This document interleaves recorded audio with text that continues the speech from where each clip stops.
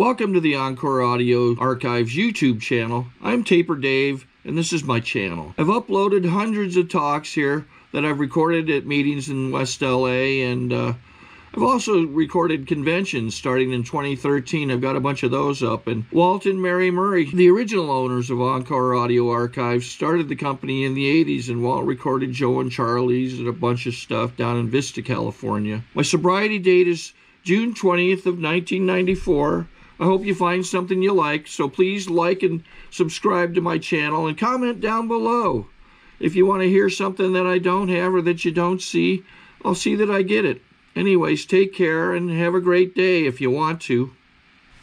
And we will have 4 panelists who will share for 15 minutes on this topic. The first panelist to share is Mike.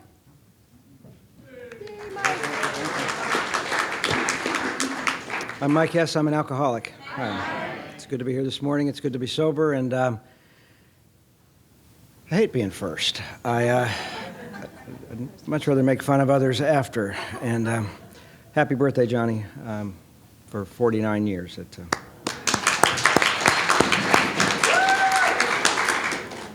You are a great example. The subject, our troubles we think are of our own making, is an interesting subject to me, and I just celebrated a birthday this week, and I turned 30 in sobriety earlier in the week, and I was at a meeting in Brentwood a couple nights ago or last week, and they have a question and answer at the end, and a guy from the back asked, he said, looking back over 30 years, what would you tell yourself? And after I made a couple smart aleck remarks, I started thinking about it. And the reality is, if knowing how I felt when I was brand new and knowing how I feel today, here's what I would tell myself. That almost all of the things I've ever worried about in sobriety amounted to nothing. And if they did come to pass, they never were as hard to handle as I thought they'd be. Because I've learned something for me, that the reason my troubles are of my own making is I spend an awful lot of my time in the future. I'm rarely in the present. I accidentally stop there occasionally on the way to the past to to think of some painful event and if it's particularly painful, I stay there a while and then come back. But I've stopped doing that in the last hour, and because the reality is, I have done the best I could all of my life to try to feel okay. My whole goal has been that self-centered need to feel okay, although I don't know that that's a bad goal, quite honestly. I think as a human being, trying to feel okay is a pretty natural deal. The difficulty, the thing I didn't know until I came to Alcoholics Anonymous, is that my mind tells me things that are going to make me happy, joyous, and free that never do. Because that's never the answer. The thing I think that's going to make me feel okay never lasts for somebody like me. It's a temporary stop till I think of something new within a minute or two, right after I've just gotten what I thought I needed.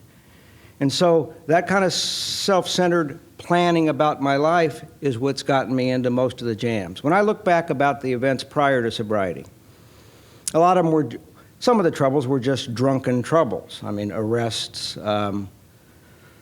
troubles at work, those kind of, that I could relate to alcohol, and okay, those were my fault, okay, no big deal. And I've always been raised to understand that I'm often to blame, so that was no big deal either, you know. Ask one of my wives. I mean, it was real simple. They would explain where I was wrong, and I would agree. And I could always see that, but not really see it. Not the way that Bill Wilson wrote about it in the big book and the way we teach each other here. I know that all my troubles are my own making. And I talked a little bit, well, it doesn't matter what I did recently, but let me tell you, I'll give you an example. I came into AA, like a lot of us, very fearful. And fear drives me most of the time to make decisions that are less than adequate. And I got a sponsor that had come out of the Pacific Group, and he started giving me direction on how to behave And as long as I seemed to follow that direction pretty closely, I avoided some of the bigger jams I'd been in. But invariably, I would get a new idea about what I needed to do in life.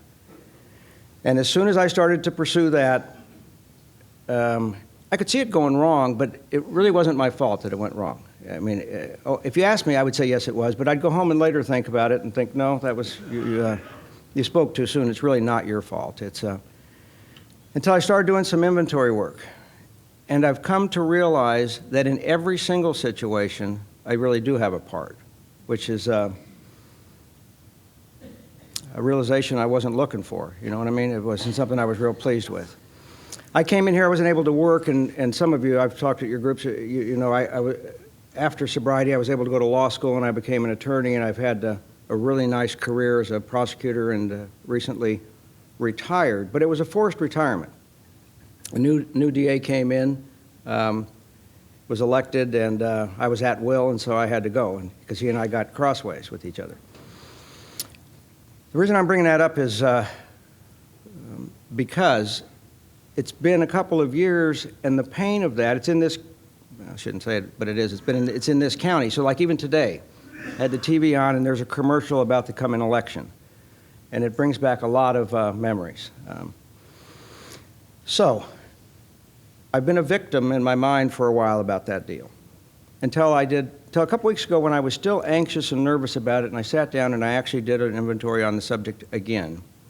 And one more time, as an example, I had to look at my part in it. And my part was this. I believed that I had a better way to go than the new DA. He had his own ideas, and I opposed him. Now, I still think I was right. And I get to be right at home alone every day.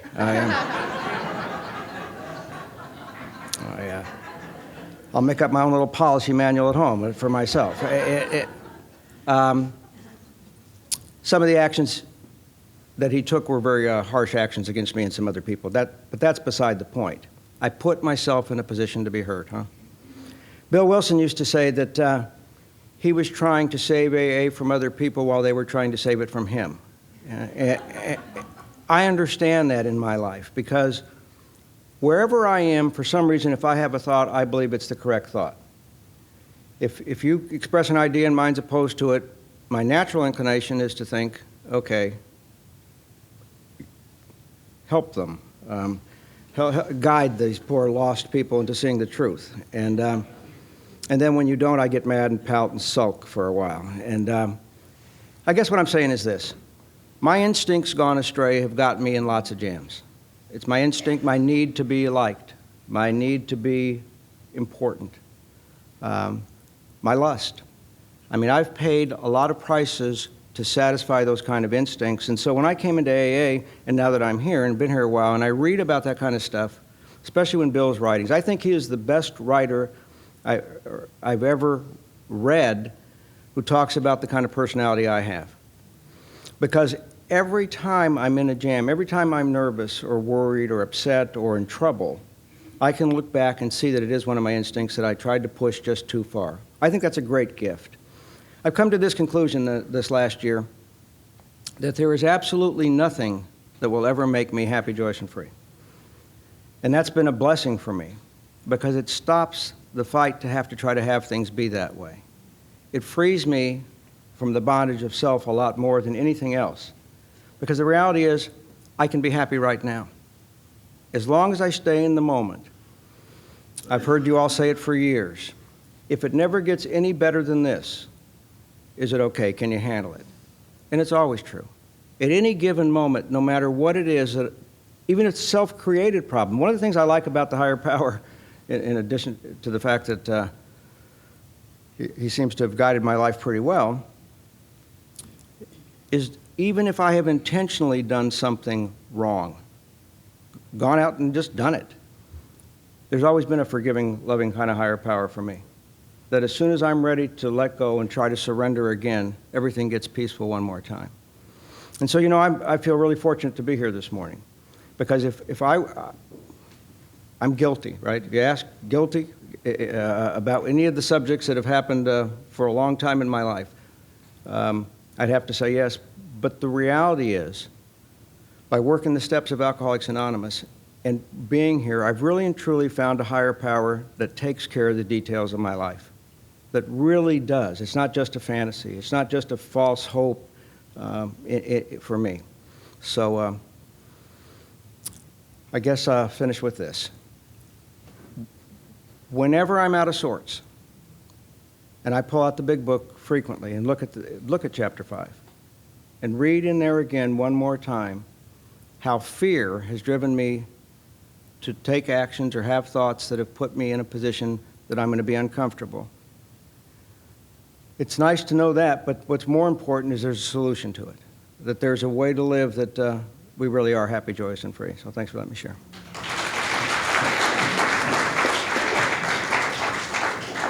Thank you, Mike. Our second panelist is Karen H.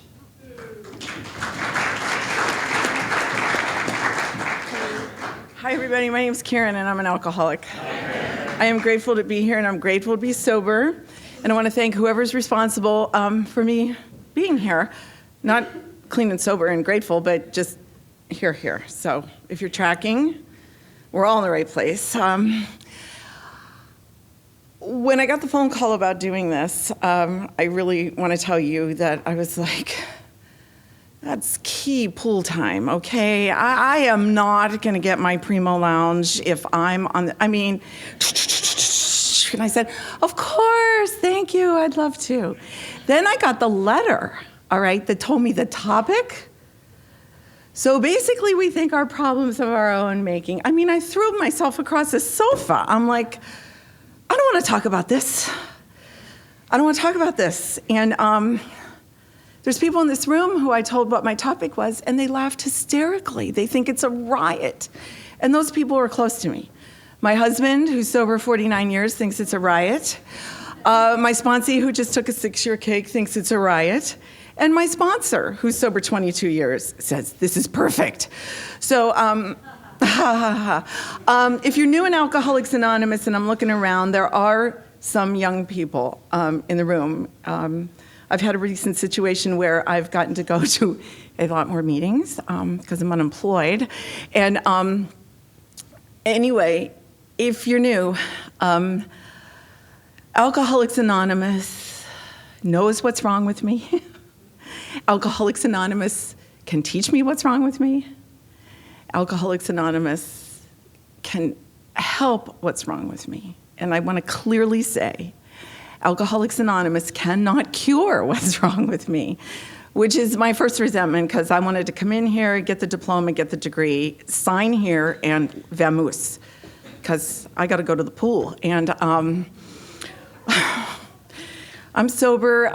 My sobriety date's February 28th, 1994. I just celebrated 16 years. And I asked Johnny before we came down here, I said, do you think there'll be a big book in the room this morning? He said, you got to be kidding me. He said, there won't be a big book. It's a convention, Karen.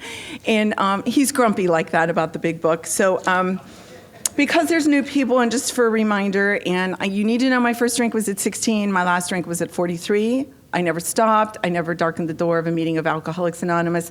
I clearly cannot remember stuff. That's why it works for me, because I'm in meetings and you show me. I don't have to remember all the time. I want you to know what this quote is from. It is from the 5th chapter, like Mike said, and it's from page 62, and it's from the page that I can physically remember when I first got sober, throwing myself across the sofa, because it's from page 62 that talks about selfishness and self-centeredness. I'm not going to quote the whole page, but I just want to remind everybody, because I need to be reminded. So our troubles, we think, are basically of our own making. They arise out of ourselves. My first sponsor had me underline this 100 times, and the alcoholic is an extreme example of self-will run riot. This is the underlined part, though he usually doesn't think so. I'm telling you, I never think so. Never, never, never. We must be rid of this selfishness. We must, or it kills us, and God makes that possible. There's no way of getting rid of self without his aid. Now, I got here totally self-sufficient. I wasn't scared, I was mad. I didn't know what was so funny. You were all laughing, and I was furious about the laughter because my life was over and I needed a drink. I had been in church and vacation Bible school all my life, so don't talk to me about God. Really, I was a handful. And nobody said to me, you're too whacked, you're too self-centered, you're too this, you're too that. They kind of thought I was a very high entertainment value, and they were just thrilled at my arrival at every meeting and my blah, blah, blah, blah, blah. And they're like, oh, and go clean an ashtray. And I said, I don't smoke. And they said, we don't care. And then they told me to go do something with the coffee. And I said, I don't drink coffee. And they said, we don't care. And I'd doll up so I wouldn't look like an alcoholic, and they'd have me clean a toilet. And I didn't want to clean the toilets, so I'd dress down. I was always trying to outsmart AA. Okay, so you did that too. And I'd come grubby, and they'd put me in the greeting line, and they'd make me be the very first person in the greeting line. And I'd have to say, welcome to Alcoholics Anonymous. Don't look at me, but welcome to Alcoholics Anonymous. And my first sponsor said, why don't you just put something, on a scale of 1 to 10, put on a 5. And I said, it's entirely too boring. She said, welcome to our world, Karen. And I said, Ruth, I have places to go, people to see, and things to do. And she said, we know, and you're going to do it all with us. And if you don't, you're going to get drunk. And I believed her. I believed that if I did not stay here with you, that I was going to get drunk. And I didn't want what you had, but I didn't want that either. I just really thought, well, I don't mean to be disrespectful, but it's on this program. I thought I was in hell. I mean, I thought, it's not welcome to Alcoholics Anonymous, it's welcome to hell. I can't drink, and I have to be nice. I mean, I need a drink to be nice, all right? And then I cannot operate without alcohol. You don't understand. And they said, we do. And they gave me a series, of things to do with the ashtrays and the coffee pots. And we all know that the directions are in the big book of Alcoholics Anonymous. If you're new, that's where they are. And I used to say this chapter was the most important and this phrase was the most important. And I recently, on my rebooting journey here, and I want you to know the reboot isn't because I left.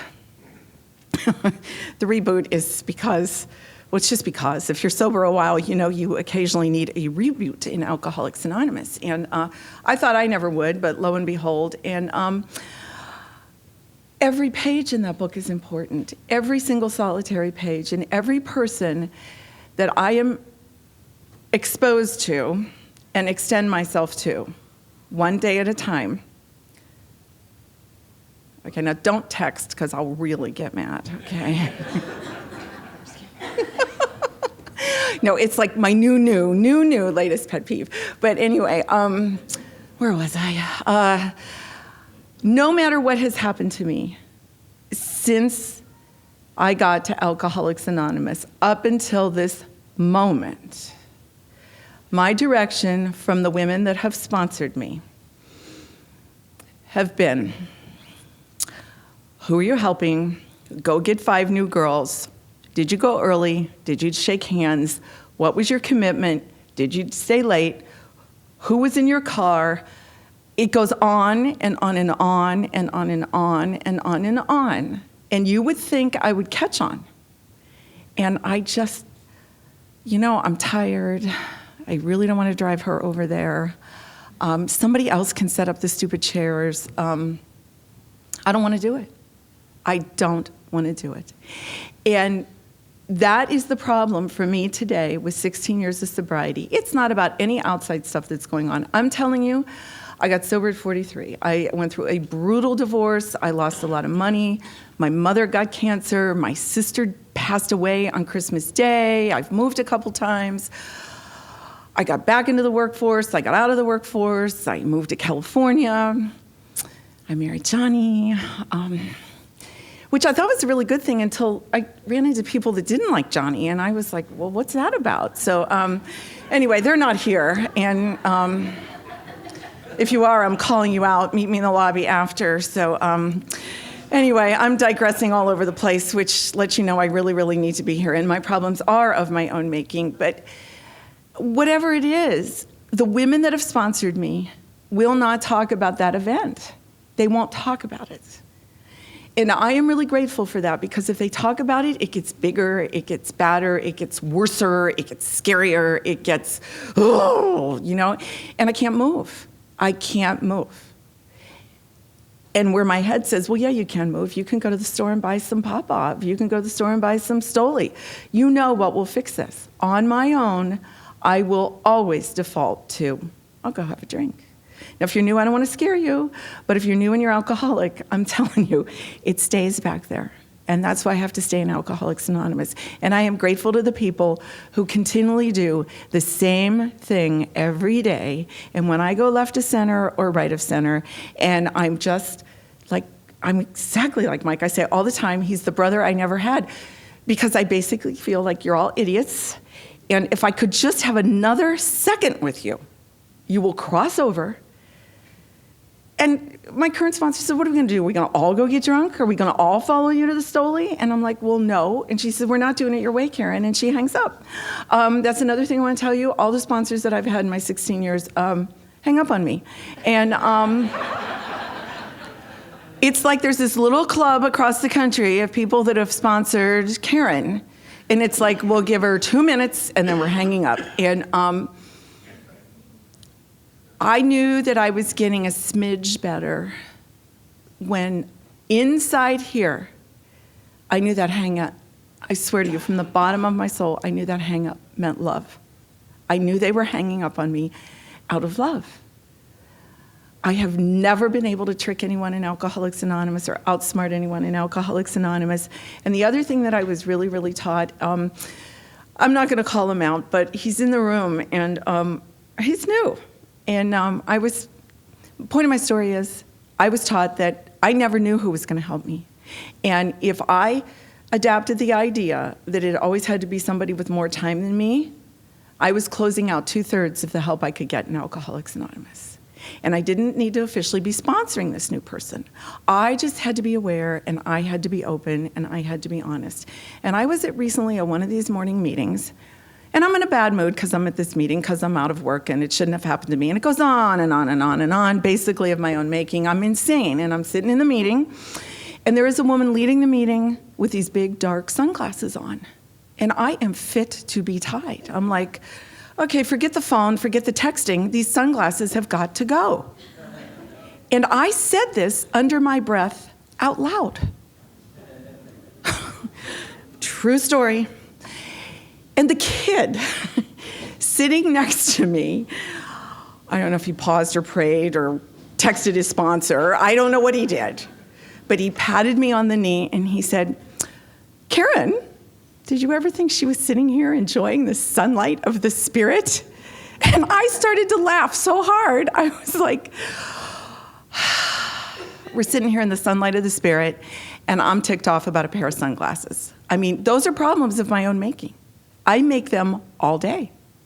I make them all day when I'm judging, condemning, forgetting, not extending.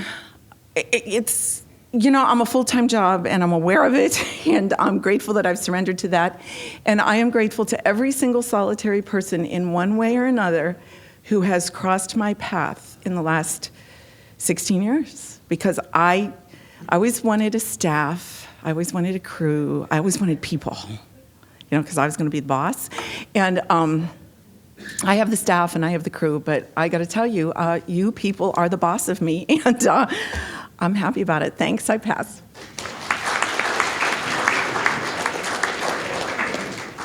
Thank you, Karen. And now I'd like to introduce Dave.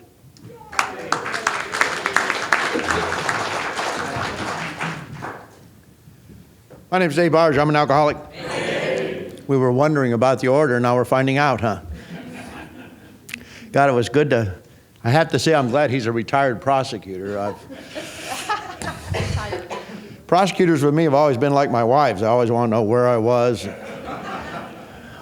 Why did I do it again, like I knew what I did, you know? So congratulations, you're retired. It's funny, I got the call to come here, and my initial thing is always no. No matter what you ask me, no.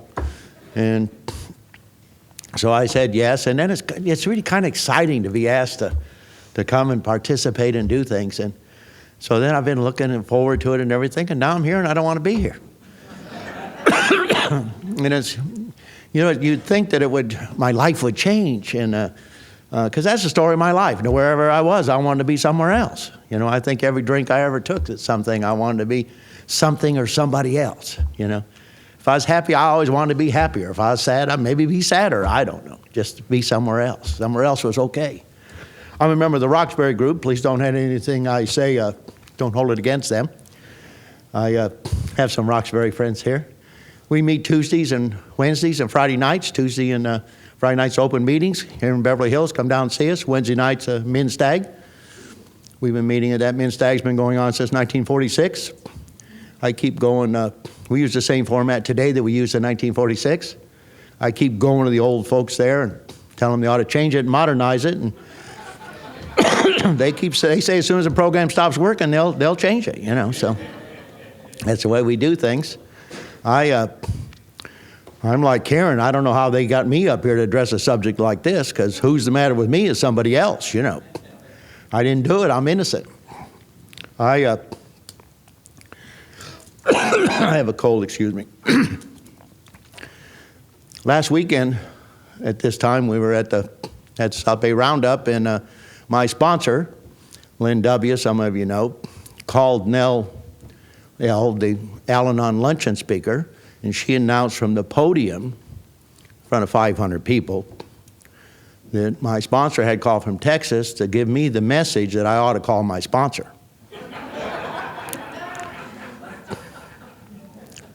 That could fit into trouble. Yeah, I mean, why she couldn't just tell me, I don't know. She had to announce it to everybody, these Al-Anons, you know. And so it's a pretty bad message when your sponsor has to call you to say call your sponsor, I think. I've been getting calls all week from Texas and all over about call your sponsor, call your sponsor. I got a call from a friend of mine in Nebraska about call your sponsor. And so we were laughing was singing this troubles. I was coming home from work. I live in Torrance, California. I was coming home from work years ago and stopped to have a drink with the buddies on the way home. And I wound up in Nebraska. In a little town called Ainsworth, and sort of sobered up there, and I never heard of Ainsworth, Nebraska, never been there, don't really know where it was, and didn't have any money to get home. It's not too cool when you're coming home from work and you don't get home and you have a wife and 4 kids at home. So that's a little trouble, you know. And so I got a job at a feedlot, 10,000 head of cows. They'd feed them, and they'd bring all these cows, all these people bring these cows, and they'd fatten them up for market. Different people owned them. It was an important place. And I got a job there as a little night watchman guy. Not a lot of construction work going on. I'm a construction guy in Ainsworth, but I got a job so I get some money so I could get home and face the wife and kids one more time. And you know, they'd feed these cows different things to fatten them up. They had this like a menu. You know, I was in there and they had little computers going, and you know, they'd feed them all this old silage and old smelly stuff and everything. And then some days they'd feed them corn, like popcorn, like real corn kernels and molasses. And I always loved the smell of that molasses and stuff. And so they wasn't looking. I flipped the switch and changed the cows' diets, and I gave them a little extra molasses. And you ever seen 10,000 head of cattle with diarrhea? I did. The sheriff escorted me to the next county. Not because he was mad at me, he was trying to save my life, because I affected a lot of people there, you know. And so that's kind of how I ran through life, you know. I can remember leaving the bar in Torrance, 1:30 at night, you know, and it's like, I got to get to the liquor store and get some booze so I could get back to the bar for last call. Why I need to do that, I don't know. And coming back from the liquor store, I felt this need to take a little nap. I'd been having this series of parked cars running into me as I was driving, and I thought I ought to take a little nap, not get in any trouble. And I remember pulling over and taking my little nap, and the next thing, these cops got me, and they're dragging me out of the car. Seemed like I was napping in the intersection of Torrance and Hawthorne Boulevard. And I was trying to push them away, and, you know, they showed me their guns, you know, so I showed them my gun. And I got to see him. Yeah. And I'm trying to do the right thing. I mean, the troubles of my own making. I was just trying to take a little nap and not cause any troubles, you know. And that's kind of some of the stories of my drinking. It's like, who's the matter with David? Somebody else. They were all doing it to me, you know. I came to you guys, and I've always had this little thing about me that a man's supposed to know. Man's supposed to know. And then have this little ego thing about it, about my idea is good. You know, in fact, I've never had a bad idea. Never.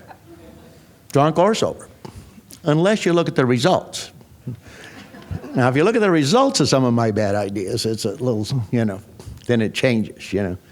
And so I came here for you guys for a long time, and I didn't really, I'd come and sit in the corner and do my thing, and I didn't really want to get a sponsor. You know, what do I need a sponsor for? And got into the Fellowship of Alcoholics Anonymous. And some of you know my story of how I packed a gun for a long time. I remember, going to the guy in the coffee bar. I heard in these meetings, if you pick up coffee cups and wash coffee cups, you'll stay sober. And I went back to the guy in the coffee bar doing the dishes. And I said, I'm here to do the dishes, wash the cups. He said, no, this is my commitment. And I said, no, I just showed him my gun. I never pulled it on him, but, that's how I got my first commitment. I don't know what to tell you guys. It's like, you got to do what you got to do to stay here, right? I remember being 8 or 9 months sober, and self-will run riot, I'm sober in the fellowship. You guys are bringing me in and keeping me, and a lot of power in that. And 2 old guys that had taken me to the meeting, we had a closed meeting, and these 2 gals come in to their first meeting. They didn't know whether they were admitted alcoholics or not. So these 2 sober guys with lots of years told them to leave. If they didn't admit they were alcoholics, they couldn't be at the closed meeting. And so they left. And I followed those guys around all night, going to shoot them in the parking lot. I had 8 or 9 months, but all my new friends were there, and I didn't want to shoot them in front of my new friends, And went home and got into the big book and read the traditions. And stayed up all night reading the traditions. Went the next morning and told Patch Alex, that some of you know, Singing Salmon, how I was going to shoot these 2 guys for throwing these people out of the meeting. And they said they thought that was a good idea. But I ought to park my white horse right next to theirs. Ooh. Who's to know? I just did stuff like that because when you're here and not following anybody's directions but your own, it's your own plan, And I create stuff that not only affects me, it affects the people around me. I don't see that because I ain't drinking now. See, with a guy like me, you can't stay sober on that. There's not enough coffee cups, not enough 12-step calls. Ain't enough meetings, ain't enough dances, ain't enough. Ain't enough. My 14-year-old daughter got pregnant when I was about a year. And I just fell apart. And I knew it was God punishing my family for the stuff I did, because that's the God I came with. Still had it. Wasn't drinking, going to a lot of meetings, doing a lot of stuff, doing good work. No, that's the God I had. And they had me call up this AA gal that had a lot of kids who went to Al-Anon. I remember calling her and telling her about my daughter being pregnant and da-da-da-da-da. And she would say in the phone, let me get this straight. Are you the father of the daughter, or are you the father of the baby? I remember looking in the phone thinking, is this woman nuts or something? And I go, blah, blah, blah, blah, blah, blah. And she'd say, let me get this straight. Are you the father of the daughter, or are you the father of the baby? And I, blah, blah, blah, blah. And finally I got out that I was the father of the daughter. And she said, well, then what you need to do is love your daughter with all you have and support her for her decision what to do with her baby. This AA advice is stupid. Yeah, I need to shoot that sucker. Guy's got to protect his own. See, I got her mother pregnant when I was 16 and she was 14. So I was living it all over again. And that got me to get a sponsor. That's what got me to get a sponsor. So pain, if you stay in here and the fellowship holds you. Holds you. See, because Alcoholics Anonymous dances with those that show up at the dance. And I was showing up at the dance. But Alcoholics Anonymous dance best with those that learn the steps for the dance. So I was doing the fellowship, and the fellowship had me here. But we also have a program of Alcoholics Anonymous I can't do by myself, because I got good ideas. Bad results, but I got good ideas. And I finally got a sponsor and started doing the deal here. We had to let go absolutely, or the result was nil, huh? The result was nil, and we let go absolutely. And that's what this program has become, a program of letting go. And man, I want to hang on. I want to fix it. My biggest character defect that causes me lots of trouble and those around me trouble is me fixing my other character defects. That's the problem. We all come with our story here. We all got a story to get in here. But we get into Alcoholics Anonymous and we got to write a new story. Got to write a new story. And I was sober for a long time and I had some of the words for this new story, but I didn't have the music. I didn't have the music. It takes you guys and my sponsor to make that music. Can't do it. I always wanted the answers. Man, give me the answer and I will run with it. Without working with a sponsor, I didn't have the question. And you got to learn the questions here. The answers are not really what's important, is it? You got to learn the questions. So I don't know, I got a sponsor and we worked together, and hard for me. I don't get close to people. I'm not that. I fake my way through that, but I'm not close to people. I started drinking when I was 8, going to jail when I was 9, being locked up, bad trouble, 11, shot my first guy at 15, married at 16, rode with the red and white for a while. I'm a guy that don't get close to nobody. But you can't hold you people off. How do you do it? More powerful than me. I still create troubles today. As I said, this is a program of letting go. Letting go. We had to let go absolutely. Result was nil. I've let go. I've done a tremendous job, other than my kids and my money and my love life. Yeah. I've stayed in control of them. Of course, I got a couple of son that just adopted son, 19, just convicted of a felony, and daughter out there drinking, another adopted daughter. Niece just got sober, you know. So while I'm running those things, they're not looking too good. I'm out of money and out of no love life, so I'm thinking maybe I ought to turn those things over too. You know, maybe we let go absolutely. I didn't know that meant everything. You know, how does it mean? You know what we cherish the most. What we cherish the most is at the mercy of what we fear the most. What we love the most is at the mercy of what we fear the most. All of those kind of things, and so sometimes I say I love you the most, and yet I'm afraid of you. I'm afraid to let go. I'm afraid to let be in. And when that fear has me, and I'm not part of you guys, and I lose that connection, oh, cunning, baffling, powerful's right there, isn't it? I've been sober 37 years, a lot of years, but I ain't got enough days yet. And that's how we do this, is by days and by moments. So when I get the call, even though I want to say no, I say yes. We'll learn that here. Learn that. Not by hearing, by watching. Because honesty is where our feet take us. Not what we say, not what we feel, not what we think, not what we want, where our feet take us. And here we are. I love you. Thank you.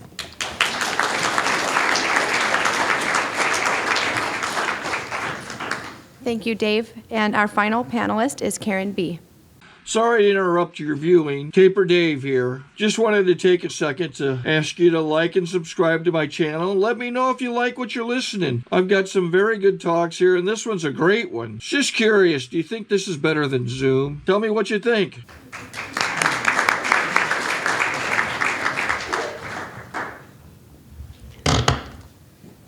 Hi, I'm Karen, and I'm an alcoholic. Hi, Karen.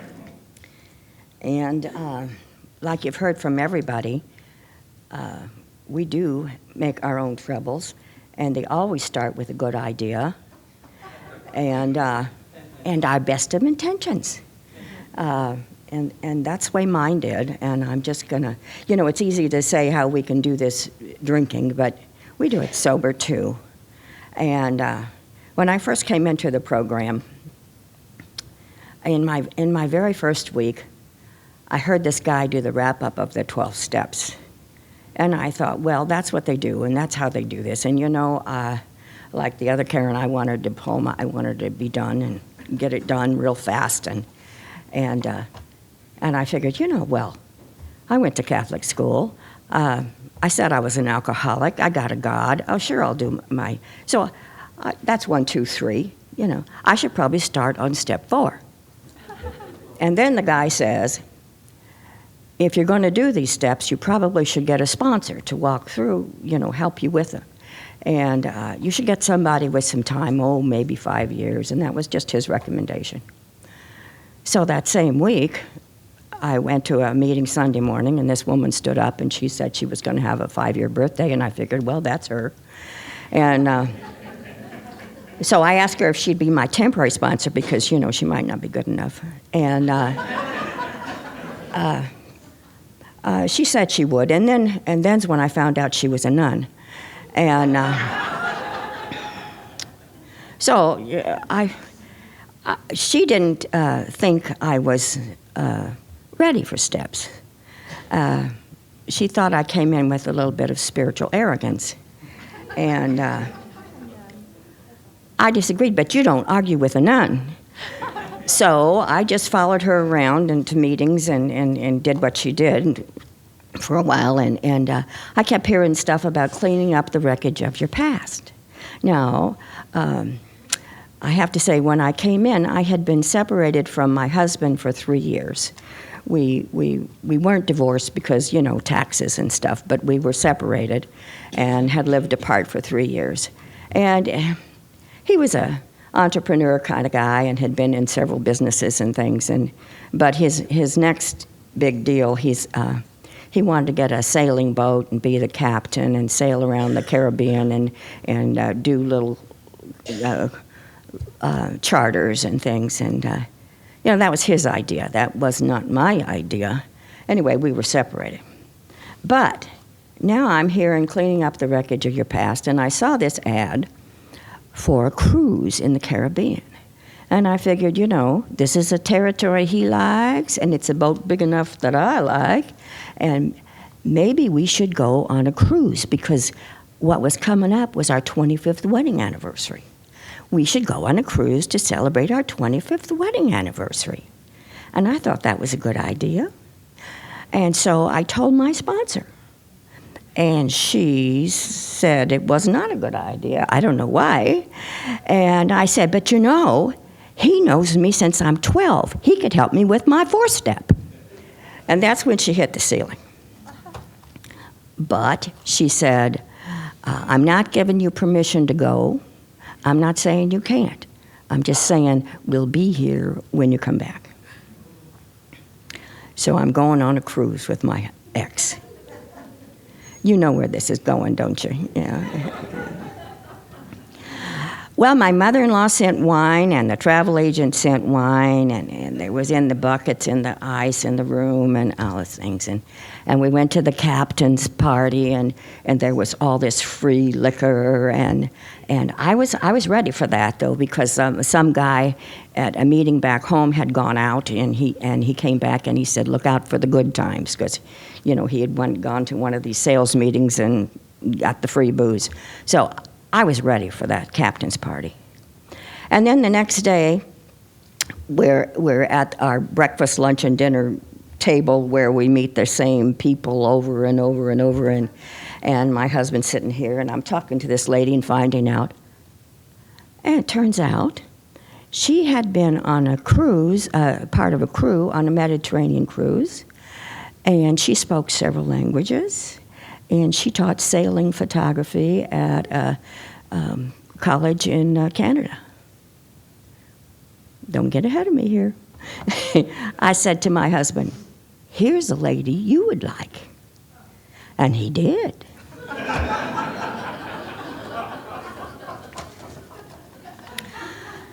So the next few days were, the 3 of us were inseparable. I had this problem. I didn't know whether it was better to leave them alone, because then I wouldn't know what they were doing, or to be with them, because it just hurt like heck. It's kind of, you got a loose tooth, you got to wiggle it, even if it hurts.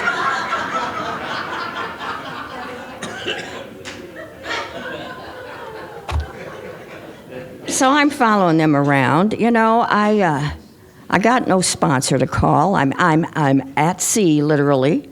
I have a big book with me, but I don't know where to look. This one lady at our table, I ran into her in the hallway, and she says to me, "Are you an alcoholic?" And I don't know how she knew. I mean, it might have been something with passing up all the liquor at the dinners and stuff and shaking like, you know. And everybody knew the situation.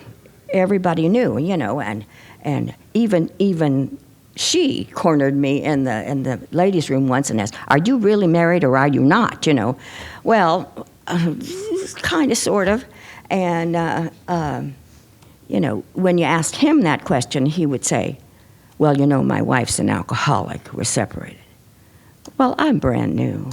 I didn't like him breaking my anonymity. Anyway, this lady who says, "Are you an alcoholic?" turns out she had 18 years in Al-Anon. And she wanted to throw him overboard. But what she was going to do was get a cake, an anniversary cake, and, you know, 25. And I said, no, you cool it, you know, they're kind of keeping a low profile because they're afraid I'll drink. And she said to me, "Never, ever bet your sobriety on somebody else. And never use drinking as a threat, because people will disappoint you and you'll have to carry out your threat." And I remember that to this day. So then we're getting ready for dinner at night, and you know, the up and down roller coaster that's inside me is, you know, and I asked my husband, "Would you please just kind of cool it with this lady, because this is getting to me?" And he said, "No, because she may very well be the one I go with." And so he left, and that room started spinning. And it's spinning around, and I came to stop staring at that bottle of wine in the bucket there. And I knew there was enough wine in there that I could get past this feeling. And all I could remember was I heard my sponsor's voice saying, "Emotional growth comes with pain." And I thought, please, God, let this be enough. And then all I had was little AA slogans. You know, do what's in front of you, and, you know, first things first. And I thought, okay, what's in front of me is the cruise. And I did everything that cruise had to offer. I went on all the excursions. I got my first ever massage, got my nails done. I danced all night with the guys that were the other guys at our table. My husband didn't dance at our table. And I made it through. And the night I got home, the day I got home from that cruise, I had 90 days. And my sponsor said to me, "Now you're ready for steps." I think it had something to do with pitiful, incomprehensible demoralism.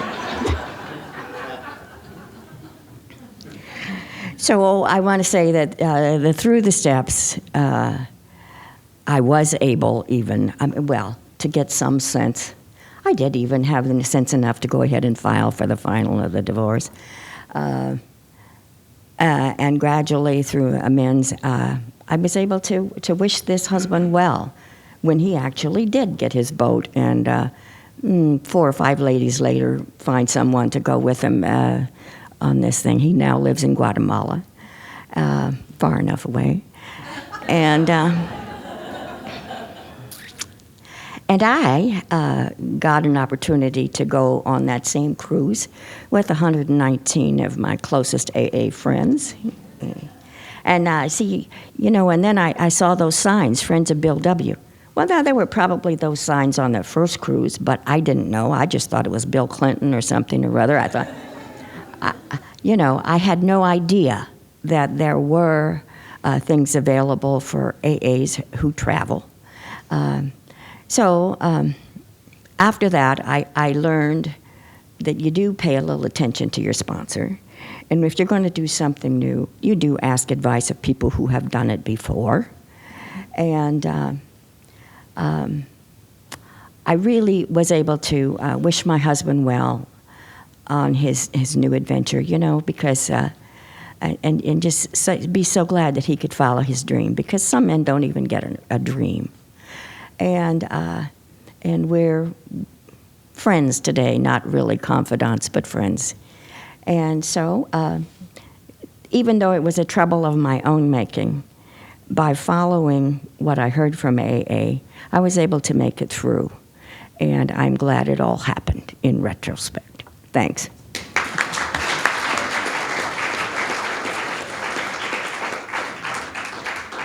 Thank you, Karen. And our thanks to our 4 panelists and to all of you for attending this meeting. We have 2 speaker topic meetings. The next one will be this afternoon at 2:30 p.m. in this room, and the other will be tomorrow at 9:30 a.m. in the Crystal Ballroom. Since we are expecting a large turnout, we ask that you arrive early to these meetings. And we also have some announcements for the powwow in general. We have both AA and Al-Anon participation meetings at 1 p.m. Please check your program for locations of these meetings. We have a Shady Bunch speaker meeting at 2:30 in this room. Also, we have a Long-Timers meeting at 4 p.m. Everyone is welcome. And finally, our open meeting tonight is at 8:30 in the Crystal Ballroom. Please be there early. The doors will open 40 minutes prior to the start of the meeting, and we request that you save a seat for yourself and only one other guest.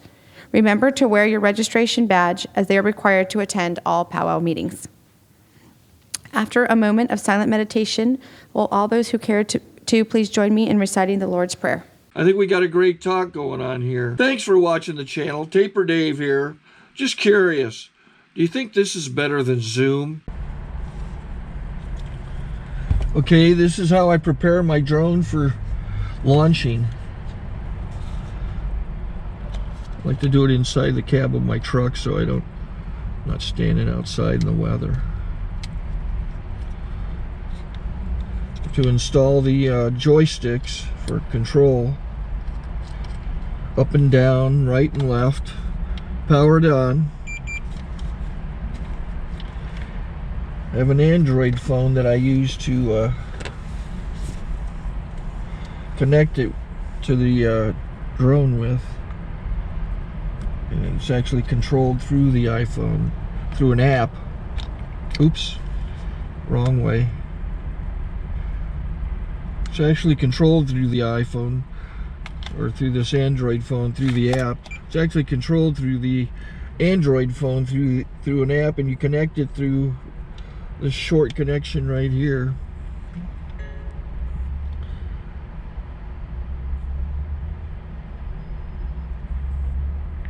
Remote control connected. Remote control's connected. So I pull out the drone. I have to extend the legs. Long legs extended first, then the short legs. Remove the gimbal protector.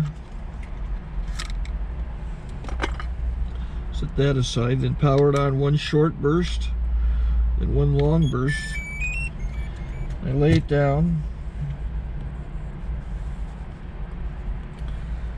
So I have to go to calibrate. So the drone's not connected yet. It shows you here as this drone gets disconnected, even though the remote's powered on. So the drone has to establish it's connected. So I go into the app to calibration mode. First I'll calibrate the remote controller. Start calibration. Out, in, out, in, up, down, and then this little wheel is to control the gimbal. So it's calibrated. Go to gimbal calibration, start calibration, and then it calibrates the gimbal. I don't know if that shows up. The gimbal's moving all over the place. Changes, you can see it on the video. And I'm calibrated to take off. It's acquired 7 satellites at the moment.